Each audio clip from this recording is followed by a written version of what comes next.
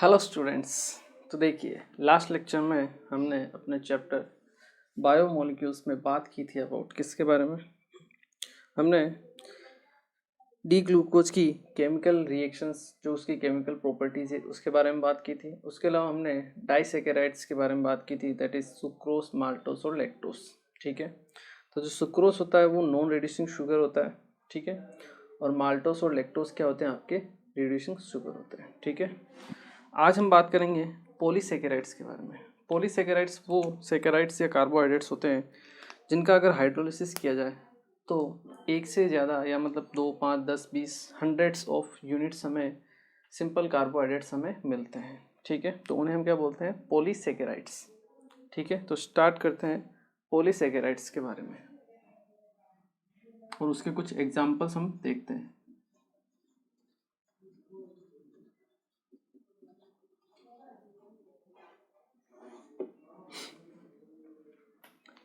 तो देखिए, पॉलीसेकेराइड्स जो होते हैं, ठीक है, इसमें फर्स्ट जो एग्जांपल हम लेते हैं जो हमें पढ़ना है, दैट इज सेल्यूलोज। ठीक है, सेल्यूलोज आप लोगों ने सुना होगा। सेल्यूलोज जो होता है मेनली प्लांट्स की सेल वॉल में आपको मिलता है। ठीक है, cell wall of plant cell, उसमें ये आपको मिलेगा। ठीक है, और मोस्ट अबंडेंट आप बोल सकते हो बायोमोलिक्यूल्स है प्लांट किंगडम के लिए, प्लांट्स के लिए सेल्यूलोज बहुत इंपॉर्टेंट होता है। ठीक है,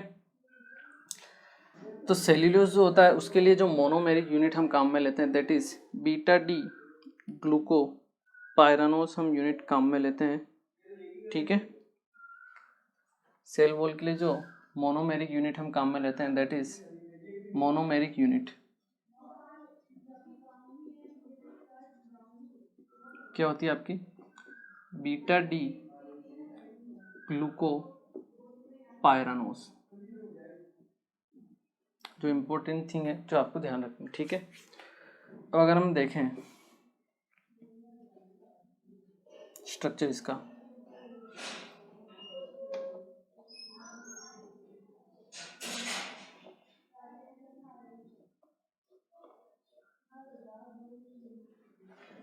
बीटा डी ग्लूकोपाइरानोज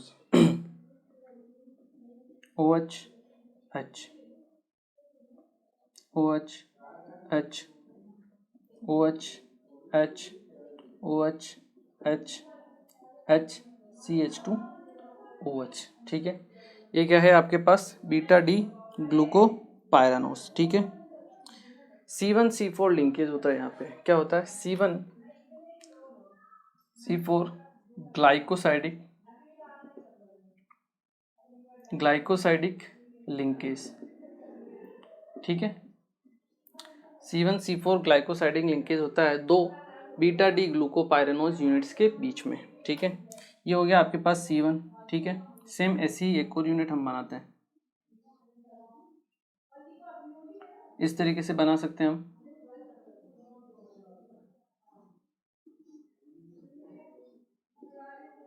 इस तरीके से देखिए, ये OH OH H OH H OH H OH H H CH2OH। ठीक है, ये है आपका C4 लिंकेज। ठीक है, तो ये है आपका C1 लिंकेज। तो C1 और C4 के बीच में यहाँ से आपका क्या होता है? वाटर मोलिक्यूल रिमूव होता है और क्या होता है? इन दोनों के बीच में unit form, ether linkage form हो जाता है इस तरीके से, इस तरीके से। ठीक है, तो ये जो ईथर लिंकेज फॉर्म हुआ इसी को हम बोलते हैं glycosidic linkage between C1 and C4। ठीक है, सेम इसी तरीके से ये जो आपका C1 है, C1 पहले C4 से कनेक्ट हो गया, फिर ये आपका C1 किसी और नए C4 से क्या हो जाएगा? कनेक्ट हो जाएगा इस तरीके से आगे, और यूनिट्स आपकी चलती ही रहेगी। ठीक है, जैसे OH H OH H OH H OH H H CH2OH। ठीक है, फिर सेम इसी तरीके से C1 ये आपका C4 दोनों ओवर छटेंगे और क्या बन जाएगा आपके पास, एक और ग्लाइकोसाइडिक लिंकेज। और इस तरीके से हर एक मॉलिक्यूल का C1 दूसरे C4 के साथ कंटिन्यू कनेक्ट होता रहेगा। C1 जो आपका एनोमेरिक कार्बन है वो अभी फ्री नहीं है, C1 आपका फ्री नहीं है, मतलब C1 दोबारा कनेक्ट हो रहा है किससे, C4 से। ठीक है, तो हम कह सकते हैं कि ये तो स्ट्रक्चर है। वैसे सेम इसी तरीके से ये आपका ऑक्सीजन किसी और के साथ क्या होगा, रिपीट होता रहेगा। यहाँ से C1 C4 C1 C4 आपका क्या हो, रिपीट होता रहेगा। यहाँ पर आपका एक भी एनोमेरिक कार्बन प्रेजेंट नहीं रहेगा। क्यों, क्योंकि C1 कंटिन्यूसली आगे से आगे आपका जो एनोमेरिक कार्बन है वो आगे से आगे कंटिन्यू क्या हो रहा है, किसी और मॉलिक्यूल के साथ लिंकेज फॉर्म कर रहा है। ठीक है, तो वो फ्री नहीं है। इसका मतलब ये है कि ये जो है आपका cellulose, this is non reducing sugar, this is non reducing sugar.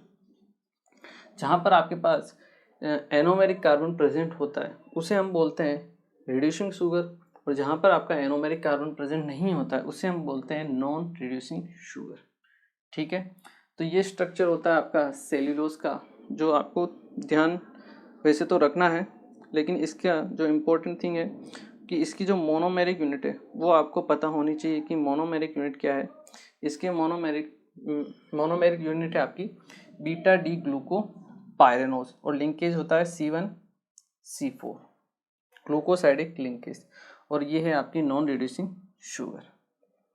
Clear है। जब इसका हाइड्रोलिसिस हम करेंगे तो HOH HOH oxygen more electronegative से यहाँ से कनेक्ट होगा, ब्रेक होगा, ये OH इसके साथ, ये OH इसके साथ, इस तरह से नंबर ऑफ यूनिट्स आपको मिलेगी। ठीक है, इसलिए हम इसको क्या बोलते हैं, पॉलीसेकेराइड्स। क्या बोलते हैं, पॉलीसेकेराइड्स। ठीक है, चलिए इसे आप नोट कीजिए। फिर हम बात करते हैं अपने सेकंड टाइप के पॉलीसेकेराइड्स के बारे में।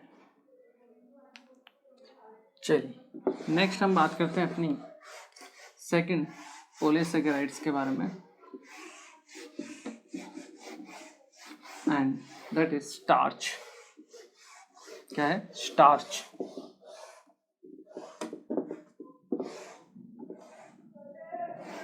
स्टार्च के बारे में हम बात करते हैं। Second, starch. देखिए स्टार्च जो होता है ह्यूमन बींग्स के लिए बहुत ही इंपॉर्टेंट चीज़ होती है। ठीक है, और स्टार्च को हम दो टाइप में क्लासीफाई कर सकते हैं। ठीक है, क्लासीफाई इन टू टाइप्स। ठीक है, फर्स्ट वन तो होगी आपके पास एमाइलोज, और सेकंड वन इज आपका एमाइलोपेक्टिन। एमाइलोपेक्टिन। ठीक है, जो एमाइलोज होती है उसका परसेंटेज लगभग 10 to 15% रहता है, और जो एमाइलोपेक्टिन होती है उसका परसेंटेज अराउंड 85 to 90% के आसपास रहता है। ठीक है, ये ज़्यादा फॉर्म में रहती है आपके एमाइलोपेक्टिन फॉर्म में। स्टार्च जो रहता है एमाइलोपेक्टिन फॉर्म में ज़्यादा प्रेजेंट रहता है। ठीक है, एमाइलोज आपका कम परसेंटेज होता है, इसका अराउंड 10 to 15% ही रहता है। ठीक है, जो एमाइलोज होता है ये आपका वाटर सोल्यूबल होता है, वाटर सोल्यूबल। ठीक है, और एमाइलोपेक्टिन क्या होता है, वाटर इनसोल्यूबल होता है। ठीक है, तो एमाइलोज का परसेंटेज कम और एमाइलोपेक्टिन का परसेंटेज क्या होता है आपका, ज़्यादा होता है। तो जो मोनोमेरिक यूनिट हम काम में लेते हैं यहाँ पर, that is alpha D glucopyranose. Cellulose में क्या था आपका, बीटा डी ग्लूकोपायरानोज। यहाँ पर जो मोनोमेरिक यूनिट होगी, मोनोमेरिक यूनिट वो क्या होगी आपके पास, अल्फा डी ग्लूकोपायरानोज। ठीक है, और दोनों के लिए होगी, एमाइलोज के लिए भी यही होगी, और इसमें जो लिंकेज होगा एमाइलोज में C1 C4 ग्लाइकोसाइडिक लिंकेज होगा, लीनियर ग्लाइकोसाइडिक लिंकेज होगा आपके पास, ठीक है। और जो एमाइलोपेक्टिन होगा उसमें भी आपके क्या होगा, C1C4 लीनियर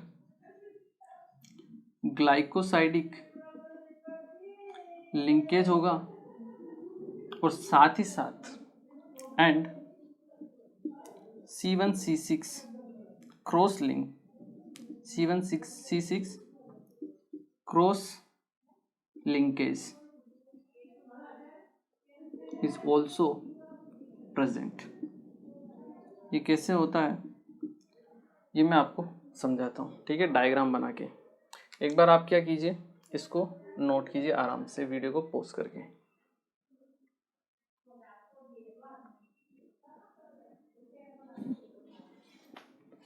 ओके, अगर हम बात करते हैं आपके एमाइलोज के बारे में,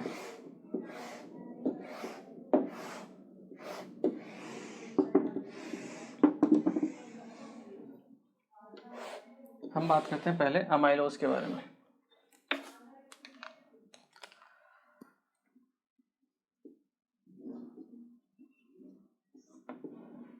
तो देखिए, मोनोमेरिक यूनिट क्या थी आपके पास, अल्फा डी ग्लूकोपाइरानोज, ठीक है।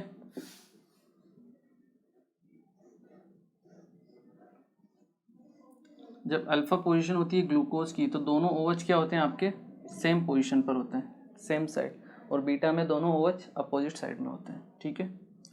तो आपका H OH OH H दोनों OH सेम साइड में, ठीक है।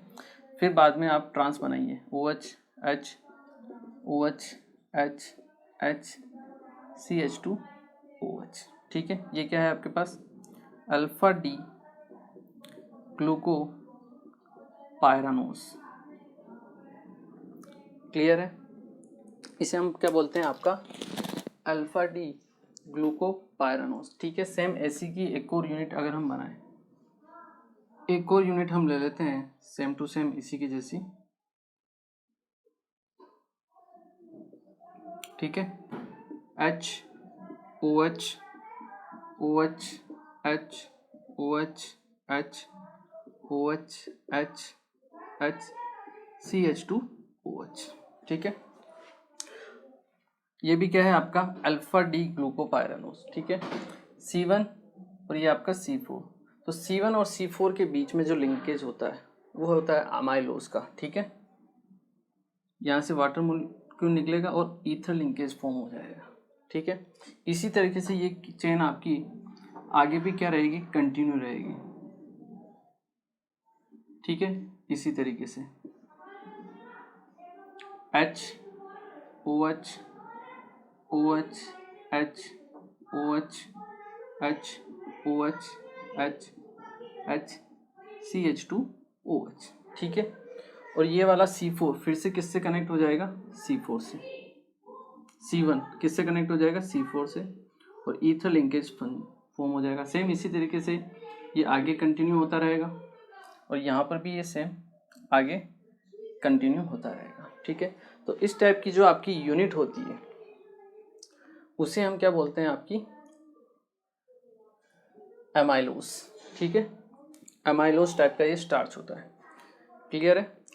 C1C4 ग्लाइकोसाइडिक लिंकेज होता है, क्या होता है इसमें, C1C4 ग्लाइकोसाइडिक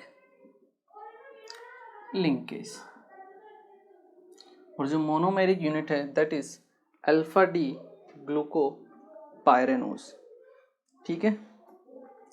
सिंपल है, आपको ध्यान रखना है, क्लियर है। ये कंटिन्यू आपके चलती जाएगी चलती जाएगी।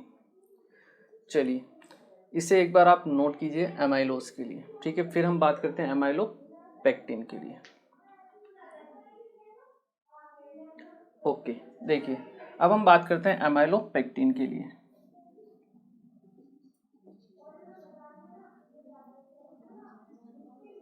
तो एमाइलोपेक्टिन के लिए क्या है, ये वाला C1C4 ग्लाइकोसाइडिक लिंकेज तो रहता ही है, लीनियर चेन तो रहती है आपकी।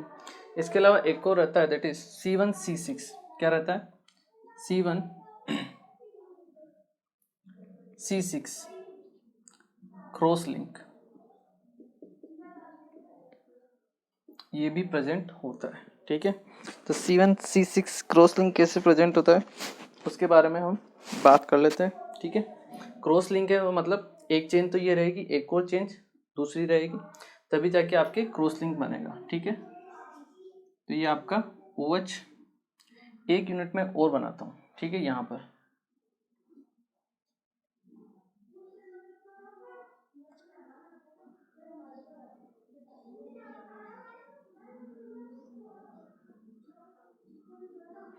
ठीक है, H OH OH H OH H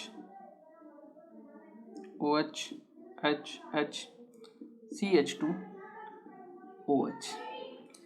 ये है आपका C1 और ये है आपका C6, ठीक है।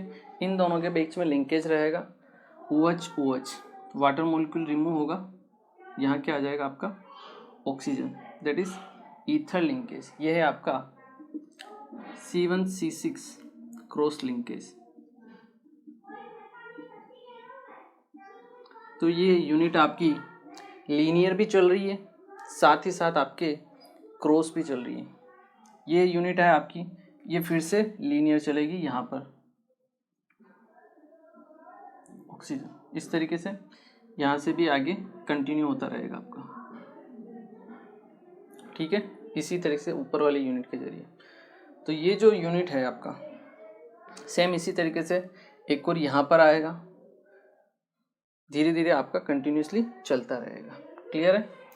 तो C1C6 क्रॉस लिंकेज होगा और C1C4 में क्या हो जाएगा आपका ग्लाइकोसाइडिक लिंकेज, ठीक है। ये फॉर्म ज़्यादा स्टेबल होती है, इसलिए इसका परसेंटेज भी क्या होता है आपका ज़्यादा होता है, ठीक है। तो अब वैसे भी मैं आपको बोल ही रहा हूँ कि स्ट्रक्चर या डायग्राम तो आपको पूछने वाला कोई है नहीं, परसेंटेज याद रखना है और कौन कौन से लिंकेज होते हैं ये आपको ध्यान रखना है, क्लियर है। इसे बोलते हैं हम अमाइलोपेक्टिन, इसे एक बार आप नोट कीजिए, ओके।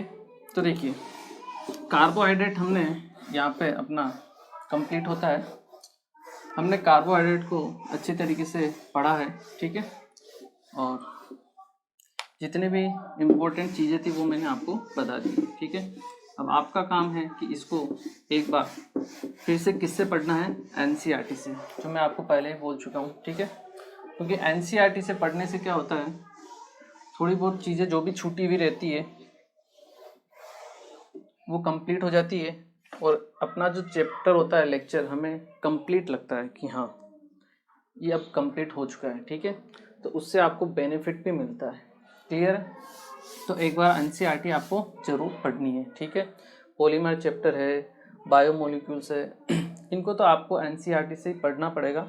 जितना आप अच्छे से पढ़ोगे उतना ही आपके लिए बेनिफिशियल रहेगा और आपको और अच्छी तरीके से समझ में आएगा, ठीक है। चलिए नेक्स्ट हम स्टार्ट करते हैं और बात करते हैं अबाउट प्रोटीन्स के बारे में। किसके बारे में, प्रोटीन्स के बारे में। तो देखिए प्रोटीन जो होते हैं हमारे मसल बिल्डिंग के लिए, बॉडी के लिए बहुत ही इम्पोर्टेंट आपका क्या होता है, इंग्रेडिएंट होता है, ठीक है। प्रोटीन्स के पैकेट्स वगैरह भी मिलते हैं, आपके जो जिम वगैरह करते हैं उनको प्रोटीन्स की रिक्वायरमेंट ज़्यादा रहती है बॉडी के अकॉर्डिंग। तो प्रोटीन्स जो होते हैं नेचुरल भी होते हैं, नेचुरल मतलब जो हमारी बॉडी खुद प्रोड्यूस कर लेती है, बाहर से हमें कंज्यूम नहीं करने पड़ते हैं। और कुछ होते हैं आपके सिंथेटिक जो हमें क्या करने पड़ते हैं, या फिर मैन मेड जो बनाए जाते हैं, ठीक है, जिन्हें हमें बाहर से क्या करना पड़ता है, कंज्यूम करना पड़ता है बॉडी के रिक्वायरमेंट के अकॉर्डिंग, ठीक है। तो प्रोटीन्स क्या होते हैं, प्रोटीन्स होते हैं, proteins are polymers of proteins are polymers of alpha amino acids, alpha या डायरेक्ट लिखिए आप polymers of एमिनो एसिड्स, ठीक है।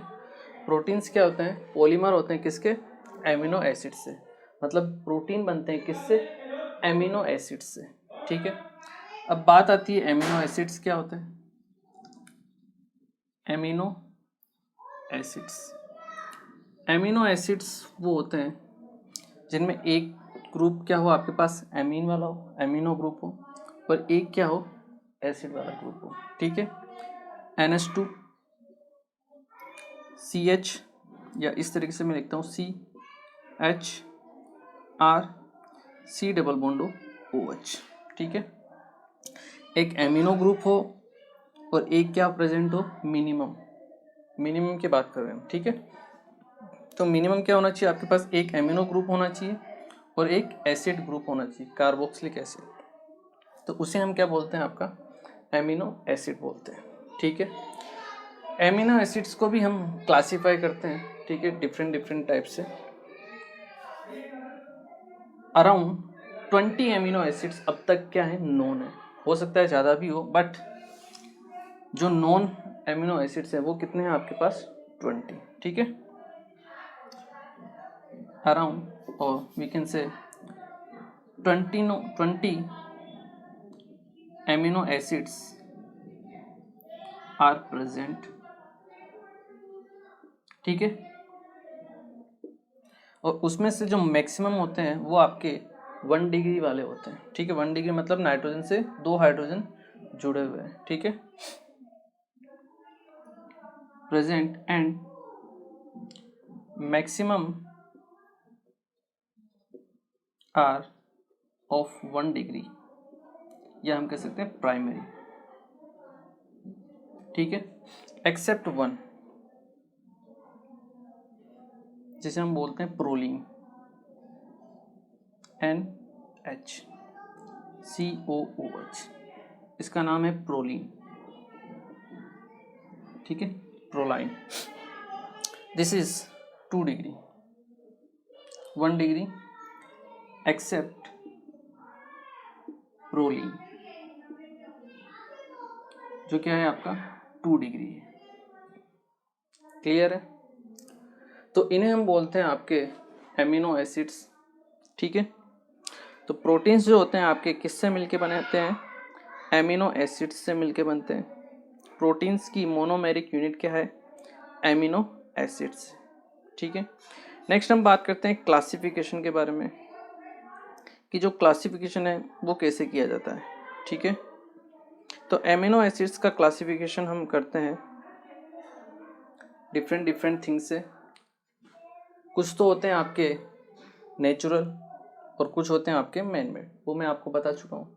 ठीक है, इसके अलावा अगर हम देखें क्लासिफिकेशन किया जाता है, अगर हम बात करें क्लासिफिकेशन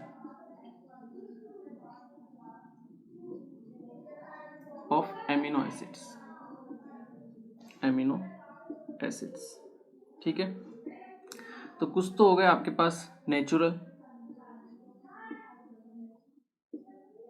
और सेकंड हो गया आपके पास मैन मेड। ठीक है, सेकंड जो क्लासिफिकेशन किया जाता है वो किया जाता है अकॉर्डिंग टू रिक्वायरमेंट। ठीक है, रिक्वायरमेंट के हिसाब से भी इनका क्लासिफिकेशन किया जाता है on the basis of requirement. कुछ ऐसे होते हैं जिन्हें हम बोलते हैं एसेंशियल। एसेंशियल एमिनो एसिड्स कौन से होते हैं, वो एमिनो एसिड्स होते हैं जो बॉडी क्या करती है, बाहर से कंज्यूम करती है। ठीक है, हम अपनी डाइट में उनको शामिल करते हैं। ठीक है, वो जो एमिनो एसिड्स होते हैं which are consumed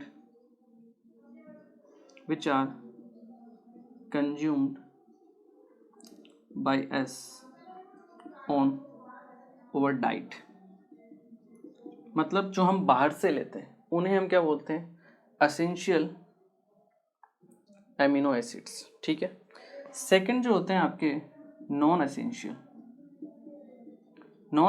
कौन से होते हैं, जिनको आपको बाहर से लेने की कोई ज़रूरत नहीं है, बॉडी अपनी रिक्वायरमेंट के हिसाब से खुद ही प्रोड्यूस कर देती है अपने अंदर। ठीक है, उन्हें हम बोलते हैं नॉन एसेंशियल। ठीक है, which are not required to consume from outside, which are, हम सिंपल लिख सकते हैं which are produced by our body itself, ठीक है, उन्हें हम क्या बोलते हैं आपके नॉन एसेंशियल। एक और थर्ड होते हैं that is semi essential. Semi essential, semi essential वो होते हैं जो हमारी बॉडी में तो प्रोड्यूस होते हैं, ठीक है, बट हमारी बॉडी को कभी कभी सिचुएशन के हिसाब से या कंडीशंस के हिसाब से ज़्यादा प्रोटीन की ज़रूरत पड़ती है, ठीक है। सेम टाइप के प्रोटीन जो हमारी बॉडी प्रोड्यूस कर रही है, जो नॉन एसेंशियल में आते हैं, उनकी रिक्वायरमेंट ज़्यादा होती है, ठीक है। तब हम क्या करते हैं, उन प्रोटीन्स को या उन अमीनो एसिड्स को बाहर से भी क्या करते हैं, कंज्यूम करते हैं, ठीक है। तो वो किस कैटेगरी में आते हैं, सेमी एसेंशियल, ठीक है। जैसे कोई छोटे बच्चे हैं आपके, ठीक है, और उनको किसी चीज़ की कमी है प्रोटीन्स में, ठीक है, जो उनके शरीर प्रोड्यूस तो कर रहा है, बट जितना उनको रिक्वायरमेंट है उनकी ग्रोथ के लिए उतना प्रोड्यूस नहीं कर पा रहा है, ठीक है। तो उस कंडीशन में उसको बाहर से वो प्रोटीन्स उपलब्ध करवाया जाता है, ठीक है, मतलब उसको बाहर से प्रोटीन पिलाया जाता है या दिया जाता है ताकि उसकी बॉडी की क्या हो, ग्रोथ हो अच्छे तरीके से। तो वो जो आपके प्रोटीन्स होते हैं वो किस कैटेगरी में आते हैं, सेमी एसेंशियल की कैटेगरी में। ऑल्दो ये बॉडी भी प्रोड्यूस करती है बट रिक्वायरमेंट के हिसाब से आपका बाहर से भी कंज्यूम कर सकते हो, इसलिए हम इन्हें बोलते हैं आपका सेमी एसेंशियल प्रोटीन्स, ठीक है। चलिए एक बार क्या कीजिए, आप इसे नोट कीजिए, फिर आगे बात करते हैं क्लासिफिकेशन के बारे में।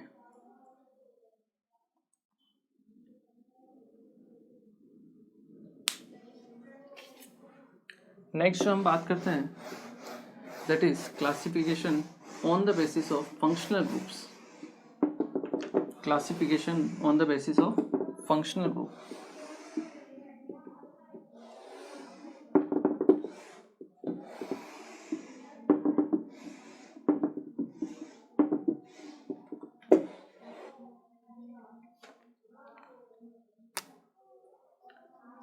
Classification on the basis of functional group।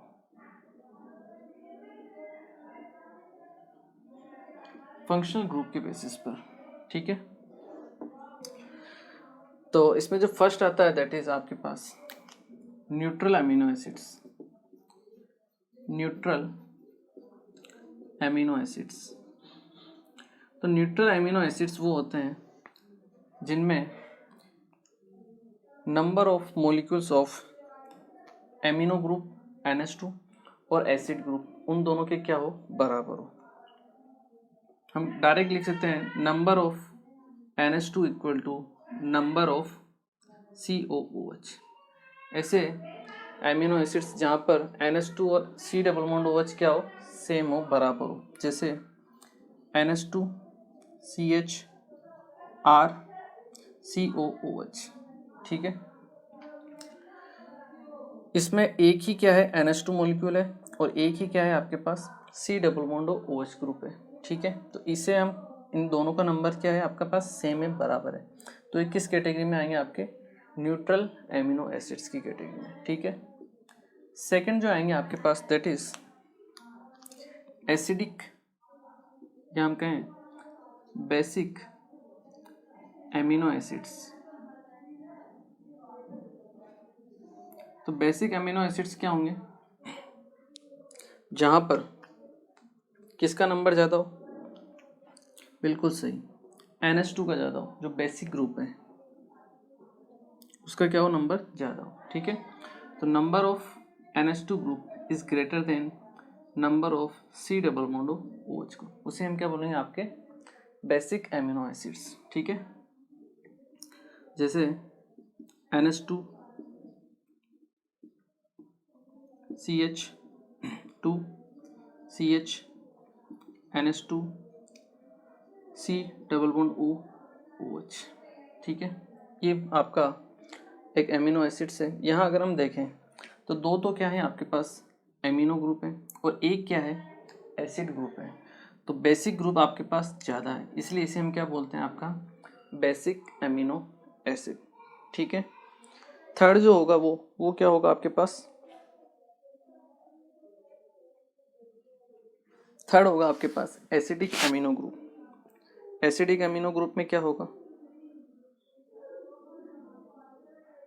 बिल्कुल सही, क्या होगा, सी डबल बॉन्ड OH का नंबर ज़्यादा होगा। थर्ड है आपके पास एसिडिक एमिनो एसिड्स। ठीक है, तो एसिडिक एमिनो एसिड्स में क्या होगा, numbers C double bond H का ज़्यादा होगा, किससे, NH2 ग्रुप से। ठीक है, कि CH2 C double bond O OH CH NH2 C double bond O OH। ठीक है, यहाँ अगर हम देखें तो हमारे पास एक तो बेसिक ग्रुप है, लेकिन दो क्या है आपके पास, एसिडिक ग्रुप है। ठीक है, नंबर्स एसिडिक ग्रुप का ज़्यादा है, इसलिए हम इसे क्या बोलते हैं, आपके एसिडिक एमिनो एसिड्स। ठीक है, तो इस बेसिस पर भी हम क्या कर सकते हैं, इनका क्लासिफिकेशन कर सकते हैं। ठीक है, इम्पोर्टेंट चीज़ है जो आपको ध्यान रखनी है। ठीक है, नेक्स्ट अगर हम इसकी एक और इम्पोर्टेंट चीज़ के बारे में बात करें तो हम कह सकते हैं, या प्रॉपर्टी के बारे में बात करें तो हम कह सकते हैं कि जितने भी आपके पास एमिनो एसिड्स हैं 20, वो सब क्या होते हैं, ऑप्टिकली एक्टिव होते हैं। ठीक है, all amino acids are optically active. क्या होते हैं आपके पास, ऑप्टिकली एक्टिव होते हैं, एक्सेप्ट ग्लाइसिन। ग्लाइसिन में अगर हम बात करें, उसका फॉर्मूला होता है NH2, R की जगह H आ जाता है, तो CH2 C double bond O OH। ठीक है, या इसको और सही तरीके से लिखें तो NH2 CH C double bond O OH, इसे हम बोलते हैं ग्लाइसिन। ठीक है, शॉर्ट फॉर्म में लिखा जाता है GLY। तो ये क्या होता है, ऑप्टिकली इनएक्टिव होता है, क्योंकि दोनों तरफ क्या है आपका, हाइड्रोजन है। ठीक है, तो ये ऑप्टिकली इनएक्टिव होगा, बाकी जितने भी आपके एमिनो एसिड्स रहेंगे वो सब क्या होंगे, ऑप्टिकली एक्टिव होंगे। क्लियर, चलिए एक बार आप इसे नोट कीजिए। ओके, तो देखिए आज के लेक्चर में हमने बात की पॉलीसेकेराइड्स के बारे में।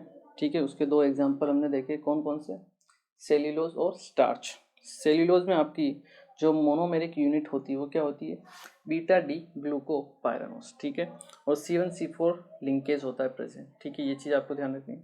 नॉन रिड्यूसिंग शुगर होती है वो, मतलब नॉन रिड्यूसिंग होती है शुगर। उसके अलावा हमने बात की किसके बारे में, स्टार्च के बारे में। ठीक है, स्टार्च को हमने दो टाइप से क्लासीफाई किया, एमाइलोज और एमाइलोपेक्टिन। अल्फा डी ग्लूकोपाइरानोस उसमें क्या होती है, मोनोमेरिक यूनिट होती है। एमाइलोज में आपका C1C4 ग्लाइकोसाइडिक लिंकेज होता है, और एमाइलोपेक्टिन में C1C4 के साथ में C1C6 ग्लाइकोसाइडिक लिंकेज भी क्या होता है, प्रेजेंट होता है। ठीक है, वो चीज़ आपको ध्यान रखनी है। और बाद में हमने बात की प्रोटीन्स के बारे में, अपना लास्ट टॉपिक है ये प्रोटीन्स, उसका हमने क्लासिफिकेशन किया, थोड़ा बहुत जनरल इंट्रोडक्शन लिया। हमने देखा कि जो प्रोटीन्स होते हैं उसकी मोनोमेरिक यूनिट क्या होती है, एमिनो एसिड्स। एमिनो एसिड्स के पॉलीमर्स होते हैं, और अभी तक नॉन जो एमिनो एसिड्स है वो आपके पास 20 है।